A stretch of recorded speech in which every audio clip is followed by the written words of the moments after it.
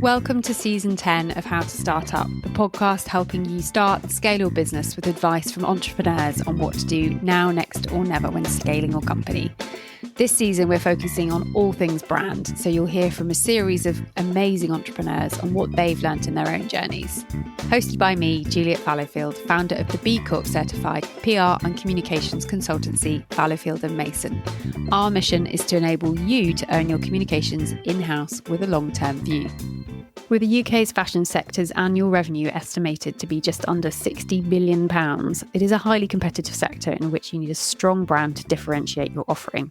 Given this, I wanted to speak with an expert about how to build a fashion brand that stands out from the crowd. In this episode, I speak with Henrietta Rix, co-founder of RIXO, a leading British women's wear brand. Together with her co-founder Orla, the pair founded RIXO in 2015 to bridge the gap between great fitting pieces and unique designs, as well as offering a dynamic in-person experience too. Keep listening to hear Henrietta's advice on starting a fashion brand and why sticking to your roots and your gut feeling will really help you distinguish your brand from its competition. Hi Henrietta, thank you so much for your time today on How to Start Up. We're going to chat all things brand and especially dynamic brands for RIXO. But before we get into that, it would be wonderful if you could kick off with an introduction as to who you are and a bit about the brand that you started.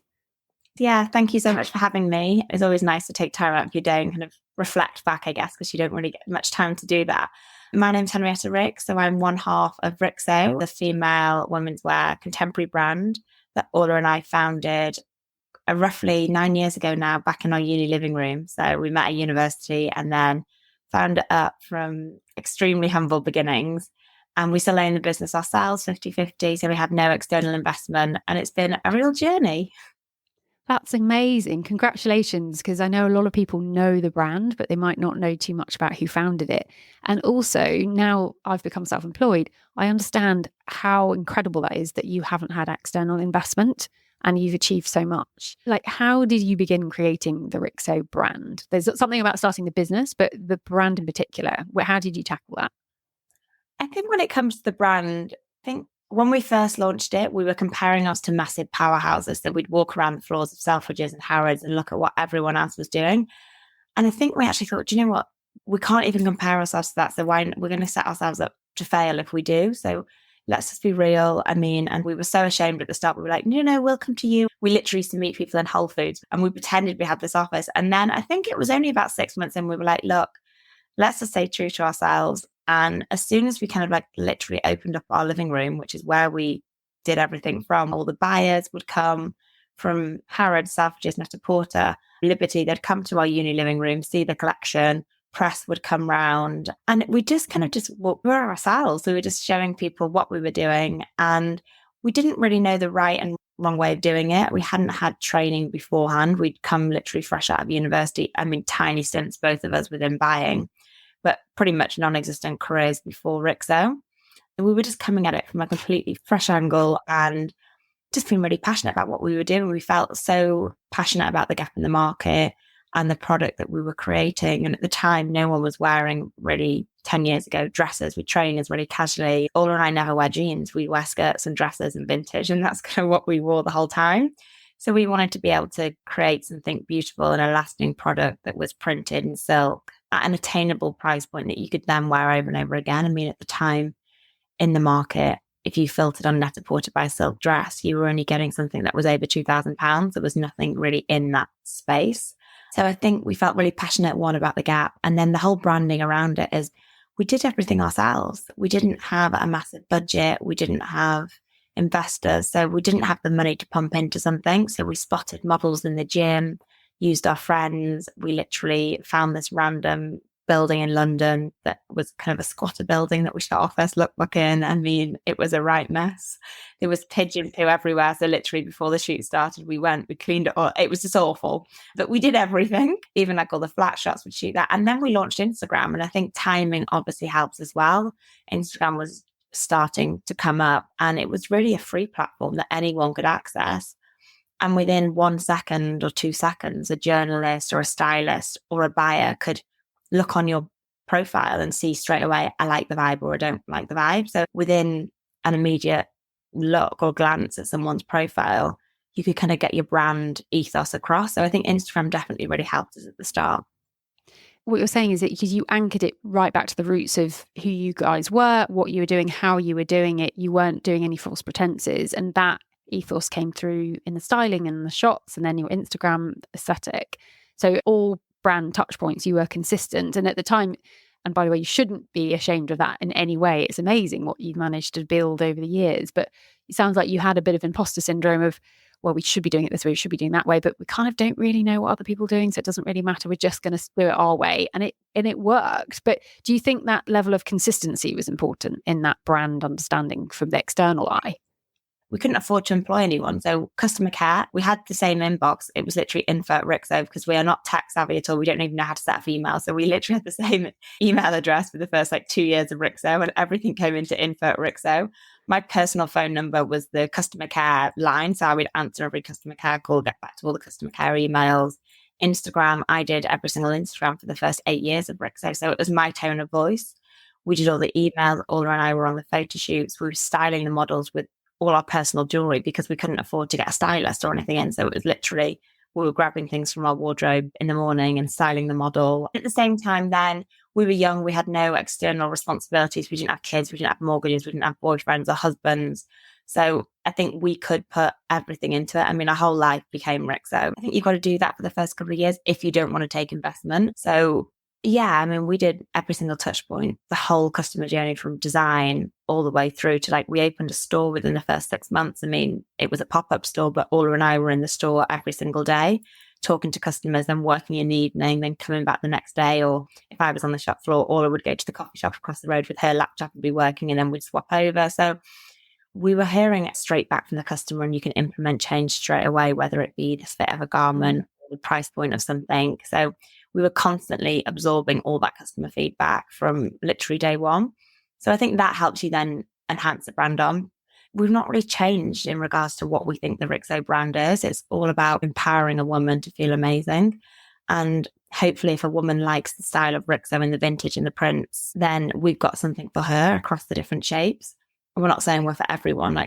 Some people might not like kind of the aesthetic of RIXO, but if they do, then we'd like to think that if they came into one of our stores or online, we can offer them something. And I think sizing as well is something we've always wanted to do and improve upon that. So I think from the get-go, we've tried to push the factories that we work with to increase our size range and do things like that, but always staying true to what we really believe and just what we love, really. Ola signs off every single print that goes out. So she's still behind all the prints that we design and we do. So I think there's still that kind of real emotional connection where it comes, everything from RIXO pretty much comes directly from Ola and I, but albeit now we have the most amazing team to help us do that. And they're experts in their own right. I wouldn't pretend I'm experts in all areas, but we've been through every single department and we've done it ourselves. So we understand what goes into it. Also, you appreciate it as well. I know I'm not going to be an expert in social media templates, but I appreciate how hard it is and how much time it takes to get there. And I think when you know when to delegate, that's a game changer because you're like, I know I'm not the best person for this job, but I really am sympathetic to how much time it might take someone else. But I love that because I know, having watched the brand grow and seen the editorial and looking on a shopping page and you see various products laid out by the editors, you know when it's a RIXO dress. And in fashion, I think that is really impressive to have achieved that because, I mean, not just my opinion, I know many other people can identify a RIXO dress as well, but to stand out amongst the crowd in fashion, especially ready-to-wear and especially women's ready-to-wear, is no mean feat. Is that because you haven't deviated from that design ethos from the beginning? You wanted feminine, beautifully cut, beautiful materials, dresses, skirts. Have you deliberately just stuck with that and carried on iterating from there?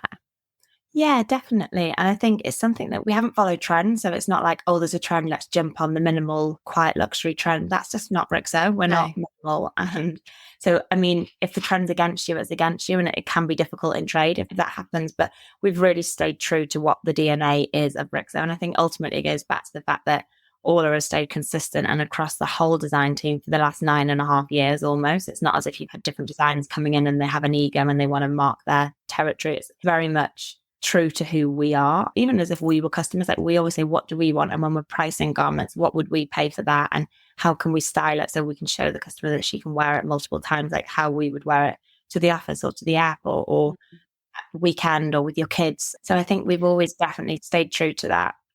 Well, I think it brings it to life because whenever I've browsed your website or been into a store or seen your clothes on Friends, it is understandable and digestible, but interesting. And this is what I wanted to focus on today was how do you continue after, well, nearly a decade, bring that dynamic approach in? Do you ever get worn out? Are you ever exhausted by it? Like, how do you keep that nimble, exciting, approachable, fun element to your brand? Because any piece that you see or try on has a kind of joie de vivre, or it's playful, it's fun, it's gorgeous. The fabrics, the colors, all of it is cheerful. And any girlfriend going to any wedding will always go to RIXO first. And I think that's testament. It's a joyous thing. How do you do that? Give us all your secrets. I guess, I mean, it's endless. Like there is so much hard work that goes into it. I think people think that having a fashion brand is all glamorous. I think as the business evolves and the business gets bigger, it's hard work. There are really hard days and where you kind of, there's loads of different challenges. It can be financial, logistics, it can be customer care. Oh, don't worry. Everyone in PR was like, oh, you're definitely going for long lunches every day if you work in PR. I'm like, are you joking? Oh, and the classic, oh, you're self-employed, you get endless holiday. I'm like, you get none. But yeah. So yeah, definitely that. But I think if you're passionate about what you do, like there's nothing better than seeing a customer randomly on a tube or on holiday. I'll get photos, like my husband or some of my family will send me random pictures of like a news presenter on the TV, and they always get it right. Like it could be like a star print or a floral print, but they know when it's RIXO, and they're like, they spot something, and we get tube pictures from, we call it RIXO in the wild. But when you see that, that gives you the enjoyment. And when you get letters in and DMs from customers telling you how happy they are, how many compliments they got, and they've worn something for a really special occasion, like that's the most amazing feeling and keeps you going. Like we've got such an amazing community of humans at RIXO, and I think that community is what keeps you going. So even at nighttime, like I can't help myself, but every single night I'll scroll and go into the tagged humans at RIXO pictures and I'm commenting on them. You get enjoyment of seeing people and how they've styled it as well into their lifestyle. Like we obviously design dresses and we're like, that's the perfect piece for a wedding. But someone can wear it on holiday, or they can kind of wear it to brunch or on a dog walk or however they're wearing it, and they can style it in so many different ways. So I think that's ultimately then inspiring for us to then elevate the collection. And even feedback like about some of the shapes and the fabrications and stuff, we're constantly getting feedback. So I think that helps. And we're probably both very competitive as well. So we always want to improve. Well, you've got the hunger for it, which keeps that energy there. But something also that I wanted to talk in detail about was your beautiful store on the King's Road that I've been into often.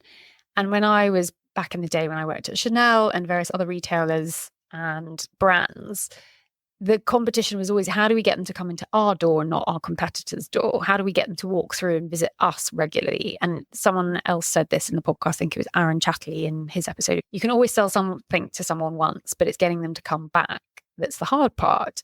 And your store, and correct me if I get any of this wrong, you have a really cool coffee shop at the front, which is very Instagram friendly. You've got an incredible store design that's almost like in the round, and you walk around and it's not a square room where you walk in and there's hanging rails. It's like almost like backstage at a theatre. Mm-hmm. Then you've got a concession area where you've got secondhand RIXO. You can come in and buy upcycled, pre-loved, thank you. And it's almost like this magical mystery tour through room after room of beautiful clothing after beautiful clothing. But then the pre-loved is a price option for clients, all on the King's Road, which is obviously probably the most expensive real estate you can get in London, short of Knightsbridge. How have you made that? How did you come up with that concept? Because I don't think I've seen anything else like it on a high street. Everything. So she was absorbing, and she's Ola's twin as well, and we're so close that she absorbed everything about the brand.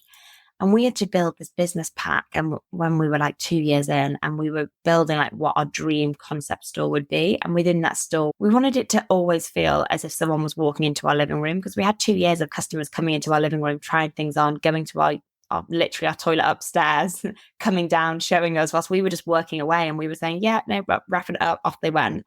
And we wanted to have that living room feel, but just obviously in a bigger way. So we wanted people to walk in straight away and not feel as if they couldn't touch things or anything. So we made sure that we had everything was like kind of not perfectly done. So we've got like gorgeous vintage furniture in there, but it all needed to feel like wow and colourful and maximalism. We didn't want a minimalistic, quiet store that felt quite, I don't know, just not RIXO really. Well, you come out of it with your batteries recharged. And I think if you got a bar in there as well. You've got a cocktail bar, yeah. So, and the cocktail bar team that do that as well, Black Lions. They're amazing. They're a young company as well. So they kind of support us when it comes to like Chelsea Flower Show or different activations throughout the year. They can make bespoke cocktails for that time. So it's just really nice. And honestly, on the weekend, on a Saturday and Sunday, when the bar's busy, there's a real buzz, the fitting rooms, customers are coming out and they're helping each other and they're saying, oh, I've not seen that. Can I try that on this size? And then people are swapping. And that whole community feel is exactly what we wanted. And we're so lucky that it has paid off. I mean, there was lots of blood, sweat and tears put into it before. I was going to say, how long from concept to door opening did you take? I mean, we did it pretty quick if you compare it to probably about a year from when we first spotted the location. And then by the time we do the legals and get the lease and everything, and then the works happen. But I'd say the works were around 6-7 months. It was a completely empty space. So we had to just build every single wall in there was kind of constructed. But it doesn't come across like that. It comes across like it's always been there. But for a young brand, I think that is something incredible that you've achieved. And in the bridal boutique as well, we wanted that to feel quite separate. So that's got a lower ceiling level. It's got the skirting boards. It kind of feels like you're in an independent boutique at the very back. So it feels as if you're going just for bridal. You've got that dedicated space that can be private. And then we've got the private apartment upstairs, which we use for supper clubs. And again, it's just more community activations. So getting the community in the store, talking to each other. And it's not about the sell at all. Like, lots of people come in and they're like, wow, they take pictures, they post it on Instagram and they don't buy, which is fine. They're doing your PR for you. And I've seen you pop up at Wilderness as well, I think, in some festivals where you've been active and everyone talks about brand activations, but actually you are actively doing things. You're present. And you're saying something you said about it's not all about sales. I found in my business, it's a service-based business, not product, so it's very different. But when you start recruiting more people into the team, hoping that company culture filters through to everybody when you're not in direct contact with everyone reporting to you. How have you managed to instill this excitement and fun into your sales associates? Because you go in there, they are the most helpful people on the planet and they're really kind and really humble and nice, which often in shops you don't get that feeling. You're a bit intimidated and they look like a supermodel. I was like, well, I'm never going to look like you in that. Don't make me try on that. I feel awful. They are so helpful. How have you managed to sort of train them to be on brand, for want of a better expression? I guess it's come from the fact that both Orla and I worked in retail. So for 3 years throughout uni, I worked at Selfridges on the shop floor, and then Orla worked at Reese as well. So the two of us knew how you can change how someone feels. Like, someone's obviously coming shopping for a reason. I know you can say to a customer, we always have open-ended questions that you want to ask a customer. Say, oh, are you looking for anything in particular? And often customers can just say no, but there is a reason they're out shopping that day. They've either had a shit work day and they want to cheer themselves up. They've actually got an important occasion coming up. They're shopping for some other reason, for something to fit into their lifestyle. So there is a reason someone's shopping, or they're just having a nice fun day out with their friends. And can you cheer them up, talk to them about the brand, inspire them a little bit? So we always ask the girls to ask open-ended questions. There's a lot more we can do on the service. I sometimes walk in and I think, as the founder, you always see things that you think, oh my God, this isn't right. We need to change that. We need to change that. So it's nice to hear, obviously, that compliment that you've always had good experiences there. But I think the customer is why we're here. We wouldn't be here without the customer. So I think even the customer care team, like, we used to do the customer care every single email for 3 years. So I understand how important that is, and how just the tone of voice you talking to someone can make them feel either really shit about themselves or really good. Like, you ultimately get into the same solution. But if someone wants to return and something's happened, it's just being understanding of their situation, treating people, I think, as an individual rather than just this is a blanket rule. So we always do try and make sure that the team have power to kind of use that common sense. If someone has really struggled or they've wanted an alteration and maybe it's later and they've come to pick it up and it's not ready, or little things like that, then they can use the common sense to please that customer and try and do something. And we have little surprise and delights as well. So like free scrunchies for customers and like free coffees as well, and just bits and bobs like that, really. And the flagship allows us to do that. Well, I think what you said, it all makes perfect sense now, that you wanted to emulate your living room. And so you've got a girlfriend round who's come round to maybe borrow something for a fun party, and they're trying on the wardrobe in your living room and have a coffee, or let's have a quick chat. That is the vibe. It comes through in the clothes. And that, I imagine, when you get that loyal customer, that repeat, obviously everybody always wants a repeat client, that it's a genuine loyalty there. And are there any things will you go back over the last 9.5 years and do differently when it comes to creating this kind of fun brand or dynamic brand? It's such a good question. I mean, I'm sure there's lots of things. We've made mistakes along the way, definitely. I think COVID actually even though it was a really stressful time and a bad time, it allowed us to really kind of all and I to rethink and take a step back and think, actually, why did we create RIXO in the first place? We've had like structural changes as well within the teams where potentially we've gone down a path and been really narrowed down attributes and trying to comp things from last year. Like we were saying, do you know what? Straight after we came out of COVID, everyone was obsessed with sequins. We couldn't keep them in stock. So the year after, we were like, right, autumn, winter, sequins, go crazy for it. No one wanted them the year after. So there's definitely mistakes that you make where you think, actually, in the first couple of years, we never would have done that. We would have just gone with our gut, what we thought was right for the customer, and created something new for them instead of just the sequin and comping the sequin sales of last year. So there's definitely things as you evolve, you think, actually, let's just take a step back. And I think always just taking that step back and thinking, actually, why are we here? What does the customer love about RIXO? What can we offer them that's actually new, exciting, and not getting bogged down on comping the year before kind of offer. With your competitors, I was going to ask you how you differentiate the RIXO brand from your competitive set, but it sounds like that if you're not tunnel vision in a negative way, but you're so sticking to your guns on what you guys want to do for your client, you're like, yeah, there's competition over there somewhere, but we don't really need to pay attention to them because we're doing our thing and we know we're with that. Is that fair?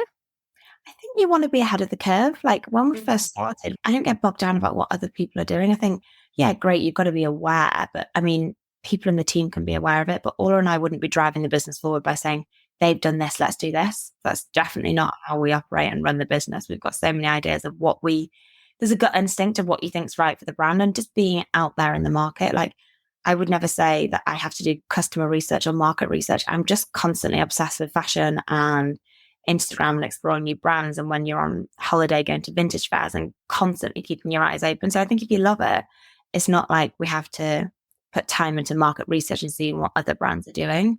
But I think one thing that people always ask us is, who is your customer? But for RIXO, we don't have an age group or a specific, like my mum can wear RIXO and look gorgeous. And so can my nieces who are now kind of like, one of them's nearly 18 looking for a prom dress and she wants something to wear. But there's not many brands or our competitors that I think you have that broad age group. We've got this one amazing customer who wears RIXO to Wimbledon every single year, like print upon print, and she's in her 70s and she's fab. And then we have customers that literally come in their young 20s and they've kind of got a really important wedding or a job interview or they've graduated from uni. And then you've got the woman that's kind of a career power woman, traveling loads, and she's got more disposable income. So there's a real wide variety of customers. The good news is when you're self-employed, you're so busy that actually you don't have time to worry. You just have to crack on with the next thing. So if you're worrying about your competition, you've probably got too much time on your hands. Well, I mean, we're definitely aware of what our competition are doing just because we're instinctively in the market. So we're aware of what's going on. Like you'll get people say like, oh, M&S have copied this dress or someone's copied this dress or this is identical to ours. And it's like, you can't dwell on that. It is what it is. Move on. And in your view, what is the most important aspect when you're building a fashion brand in particular? I think having the real kind of identity behind it, like what is it you're trying to do and what's your tone of voice and who's the customer you're talking to. And I think if you're true to yourself and it's a product that you believe in, you don't have to ever I never felt like I've had to do the hard sell with RIXO when I'm talking to buyers or I'm talking to stylists or anything. It's just a genuine product that we love. And we feel like it's different to what's out there. Doing something that's genuine to you and something that you really believe in, I think you never really have to do the hard sell. You have to really kind of talk it up in particular meetings and stuff. But it's not something that feels disingenuous. Yeah. When we're speaking to our clients about their PR and brand and communication, we often say paid, owned, earned. Paid is an advertising placement where you're paying to be there. It doesn't hold as much power as editorial, which is earned media, where it's a genuine journalist saying a genuine opinion of their things because it's not bought. So that genuine ethos, and someone else said, I can't remember now, we're 105 episodes in, but someone said, as long as you have this almost deluded belief that what you're doing is absolutely right, that will carry you through, and that unshakable faith that you really believe in it, and that genuine thought around your designs and your prints. Yeah, I don't know how you do it if you didn't, because there's tough days and there's days when I'm like, why can't this see, like it's like your baby, you're obsessed with it and you so believe in that everything about it is right. So I think if you didn't have that, it'd be really difficult. I mean, it'd be tough. But like you said, we've never paid for any press coverage at all. It's all come completely natural from just building relationships with stylists. And if it's right for the page that they're doing, then great. But if it's not right, we wouldn't really pay to be there. And the same with like influencers. You've got to be so careful getting down the route of paying people to wear things, because it does come across as like a sponsored ad or something. You want someone to genuinely love the product, and then they request it and they want to wear it. They're doing your PR for you then. They're actually a brand ambassador because they genuinely love the product. We work with a fragrance client and it's become the sort of word of nose. It's almost cult following, because some journalists, it's amazing. They're like, no, I love it, but I'm not going to write about it because I want to keep it privately for myself. I want it to be my friend. It's like, no, you're not helping me here. We want the coverage. It's not, honestly, the amount of time, if I had a pound for every time someone said, but I want RIXO to be my little secret. And I'm like, no. I was like, we need people to buy it to exist. That's not the end of the game here. No, definitely. And I think there's no shame in admitting that. I mean, we got B Corp certified last September. Congratulations. Thank you. I mean, it was obviously a chunk of work, but for me as a new small business, I wanted that validation that we are practicing what we preach. Yeah. But it was more the fact that you have to be a company, you can't be a charity. It's where you put people and planet above profit. You need profit to be able to help people and planet. And there's no shame in that. Mm-hmm. And I met Grace Beverly last week at a Founder Forum event, and she was saying when she started a second business, she had a lot of backlash about, oh, this is obviously a cash grab. I'm like, it's a limited company. It's a business. We're here to make money. There's no shame in that. But I think when you can do it for something that you genuinely love, same with the podcast, I would do it if nobody listened because I get to learn so much from amazing founders, but it has to bring something back to the business. It can't be just a hobby. So I think that's it. If you get to design a product that you see people have complete joy with, but you're also keeping a roof above your head, then win-win. But also not just your own head. It's like we employ over 100 people. We're responsible for all their mortgages. Like you've got to make the right decisions for everyone else. Like ultimately, as business leaders and founders, we're now responsible for a lot of people. So if we have cash flow issues or profitability, I mean, it's not fair. I mean, we've got to do what's right for the business at all times. So I think definitely you've got to have the business acumen as well. Yeah. So there's some statistic about it's not the idea that fails in the first 5 years of startups, it's the cash flow. The idea could be amazing, but if the cash flow isn't managed, then it just ceases to exist, and it's such a shame. I just wanted to touch on briefly around sustainability. Is that something that you've woven into your brand as well? I mean, from day one, we're not a markdown cultured brand. So we don't do mid-season sales. We don't do kind of like the typical 2 big sales a year. That's not a trap that RIXO's ever really fallen into. So I think overproducing in the first place is the most unsustainable thing you can do. So we have to almost retrain our merchandisers when they come into the business, because we don't buy for markdown. And that is what I'd say 9 out of 10 fashion brands do. They buy for markdown, even all our wholesalers.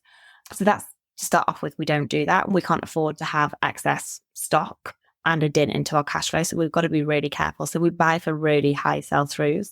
And then with anything that we can't sell, we have a small limited archive section.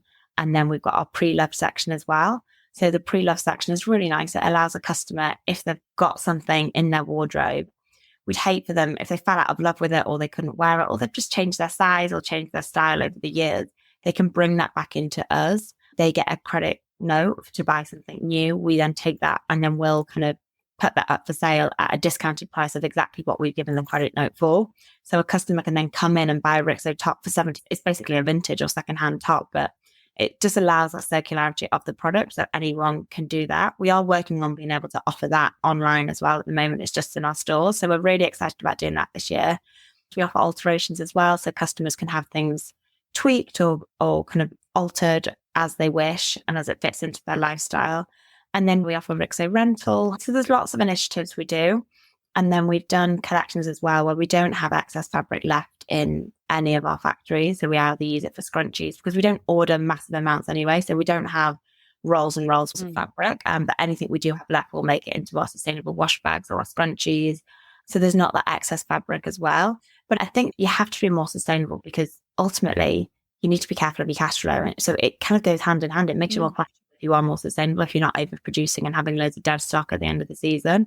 So we have to be really, really careful. And we've always had to be really careful about every single garment that we produce. And it protects your brand as well. I remember I think it was at Chanel, they stopped doing press sample sales and they would limit people to buying 1 to 2 classic handbags in the store any given transaction. They didn't want everyone to have it. Obviously, they kept putting the prices up as well, which helped. And then Burberry, the same thing. They wouldn't do sample sales and they wouldn't, I think there was some terrible article about burning stock rather than it going out on sample. But it was trying to protect the brand. But if you can protect the brand by not overproducing in the first place, everybody wins. There's lots of missed opportunities. Like we do look at our missed opportunity and think if we ordered more of that, we could have sold more of that within season. So, but we don't have investors that kind of say you need to drive X amount of revenue. So you need to buy X amount of stock to make sure you're getting every single opportunity. So yeah, there's lots of missed opportunities if we only order 50 of something instead of 200 or something. We're comfortable with that. So I think that's kind of very, very important. This is a bit off topic, but have you had a bit of a funny question from other founders saying, "Oh, you're ready for investment," or "Why aren't you going after investment?" Because I've had this, like, "Oh, surely you want to go and raise." I'm like, why would I want to give myself a boss when I spent 4 years making sure I don't have another boss? Honestly, I'd say every week, either people pushing you into it, why are you not doing it? Have you thought about doing it? And I just think cash flow is fine. We're still in control. We're still passionate. We still want to work. A sort of 90s attitude of world domination. Like people assume growth is best. And actually I've learned less is more. Less team members means less payroll, less worry, less responsibility. I mean, less stress. That's the hardest thing that I think Ola and I have found. I wouldn't say we're naturally managers per se. So you've never worked anywhere else? Exactly. So I have to manage teams or build teams or what different teams. Like we've got IT teams now, finance teams, e-com teams, merchandising teams. I've never done that before. Neither of us have ever done that before. So I think that's the hardest thing, and making sure that, because you want everyone to be happy within the culture as well. So that is always like a difficult thing. And everyone that we have is so ambitious, which is brilliant. But you've also got to be like, if you're not growing or you've had 2 tough years or during COVID and people want promotions all the time, that's the tough thing, because it's kind of like you want the best for them, but also if the company can't do it at the right time, you've also got to be careful of your cash flow and the company growth and everything. I think as the team grows from going from like 20 to 30 to 50 to 100, that's kind of been one of the hardest things, I would say. The growing pain analogy is real, I think. And everyone says, get a good accountant and be okay with the roller coaster and the weight of responsibility. I'm like, I'm not okay with it. I accept it. I know it's there, but oh God, it's a lot. It's definitely a thing. Ola and I hired our first accountant because we were literally doing all the POs and the invoices on PowerPoint and screenshotting them and sending them to people like, wow, like big customers. We couldn't afford an accountant. So we were like, okay, we'll just do that. And I said, well, Ola always laugh. We were sat down next to each other in the sofa, and I was like, what if you called that PO? And she was like, just add a 00 on the end to it. So all our POs. And then when we did get an accountant, he was like, I can't trace any of this because they're just like ABC at the end of it. Honestly, no joke. But we got there. So now we have a finance team. So I would definitely. Yeah. Something we do is the previous guest has a question for the next guest. And actually really interesting, it was Ashita from By Rotation who had a question for you, which was, what was the why when you first founded your business? And is it still the same today? And if it's changed, how has it? I'd say the why was because Ola and I were obsessed with vintage, and we couldn't find anything that we were willing to pay a little bit more for. And we were going to vintage fairs at the weekend instead of going to Zara at the weekend and getting gorgeous dresses that were from they were almost 70 years old or 100 years old. For like no one else was wearing them. No one else had it, and they were gorgeous, and we'd have it in our wardrobe for forever. So the why was a genuine product gap in the market, and because we were both so passionate. And I don't really think that's changed. We still really believe in the product that we're developing and bringing something different, and at that price point that we think for the product that we're delivering, we genuinely believe in that value for money and how the customer can wear it over and over again. And we've always said that we want RIXO to become future vintage so that people can wear it over or donate it to a friend or the pre-loved. I think it's remained the same, Julia. I think for a dynamic brand, I think that is absolutely as it should be. And you've absolutely nailed it. So congratulations. Well, I mean, this is the problem, isn't it? And especially I laugh because in comms, it's 100% proactive anyway. And in podcasting, same thing. You can always do more. But when you run a business, there's always another email you can send, another idea that you can have. And knowing when to draw the line and be like, I'm just going to read a book. It's fine. And what would your question be for the next guest? I think my question would be, what was throughout your career or during your time has been the most instrumental meeting that you've had with someone? Oh, yeah. Throughout your kind of career, I found the beauty of RIXO is I've met so many amazing people that I would never have met if I hadn't have started RIXO. And I think there's some key people along your journey that really help you along the way. So it would be interesting to find that in the next guest. What was your most instrumental meeting? I'll throw it back to you immediately. God, there's been loads. We've been really lucky. I find an Orla. Of course, yeah, that's it. You've answered it for me.